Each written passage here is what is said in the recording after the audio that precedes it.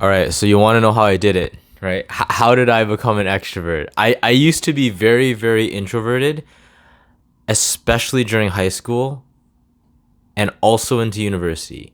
So in this video, I want to walk through why I even wanted to make this change and then how I actually did it. And I will be referring to my notes. So if I'm looking over here, that's what I'm doing.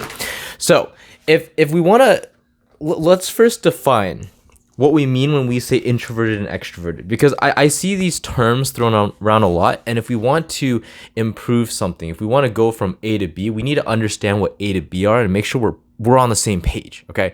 So for purposes of this video, I'm going to define extrovert as somebody that can just talk to people. Like, it's very easy to start conversations with people, to keep conversations going, blah, blah, blah, blah. And I'm going to define an introvert as the opposite of that, which is someone who has a lot of resistance around starting conversations with people or talking to people or keeping conversations going. Okay. There are other terms to describe these things. Social anxiety is one of them. But if we can agree on these definitions, then we can continue with the rest of the video, because now we know where we're going. We're going from someone who has difficulty talking to people and holding conversations to somebody who can do that easily. Okay? Okay. I can't see you, but I'm going to assume you agree with me, because if you don't, you would have stopped watching the video by now. Okay. So the answer, because everybody wants the answers super quickly, is backup topics. And you're like, what the fuck are backup topics? I will tell you what backup topics are. But before that, I want to talk about why this is important. And this ties in very closely with my whole story of why I started all of this and how I learned this. And the reason why, you're probably asking, like, why do I need to know why this is important? Whenever you want to change something, like, I assumed you searched up this video and found this video for a reason, and you're watching this for a reason. And you know what? I'm not even gonna go into why it's important, because if you searched and clicked on this video, you probably know why it's important for you, and that's what matters. So let me just jump into my story.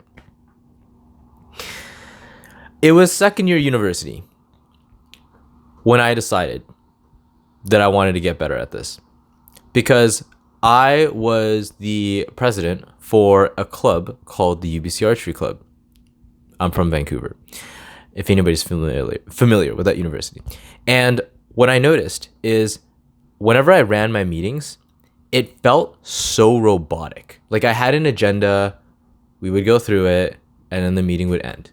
And then we would do this again and again and again. And I noticed that people were very disengaged. People felt like they just showed up just to show up, like they were obligated to, and then they left. Like, it's kind of like I am showing up because I have to be here, not because I actually want to be here. Do you know what I mean? It didn't feel like people actually enjoyed being there. So I was like, what is going on? And then I realized, I was like, I don't think I know how to really connect with people and talk to people and start conversations with people that are not just related to the club / what's on the meeting agenda. So what I did was this tactic, strategy, whatever you want to call it, called backup topics. And I call them backup topics because it's kind of like you have them in your pocket, and they're backup topics in case you run out of actual topics to talk about. So in a conversation, if you don't have any topics, you'd pull them out of your pocket like a backup, and then you would use it. So when it comes to school, I noticed that there were conversations and questions that were pretty much the same every time you meet somebody. And in school, they were, what are you studying? What year are you in? And the other one is like, oh, do you do anything for fun? Or like, what clubs are you a part of? Right. So these were the three backup topics that I had whenever I was on campus, pretty much in any situation when it comes to talking to students. Right. So if I ran out of topics, or if I just didn't have one, or if I walked up to someone and my mind was blank, I would just pull these out and I'd be like, "What are you studying?" They would answer. I would answer. What year are you in? And then the conversation would kind of flow from there. So this is the tactical stuff. So if depending on what phase of life you're in, your backup topics will be different. If you're in school, you can just steal the ones that I gave you. If you're an adult, one of them is, especially in North America, what do you do for work? I know it's a boring one, okay? But we're trying to go from 0 to 1. We're trying to go from like somebody who can't start a conversation at all to like somebody who can, okay? So work with me here. What do you do for work? What do you do for fun / what are your hobbies? I can't think of a third one, but these are like the main two that I've seen used again and again and again when it comes to people outside of school.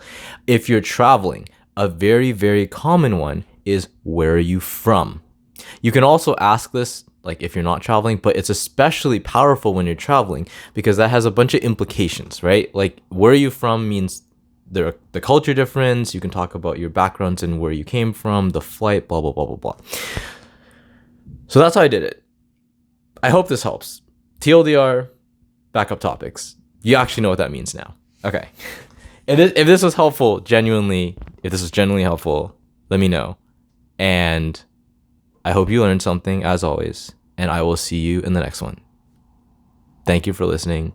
Peace.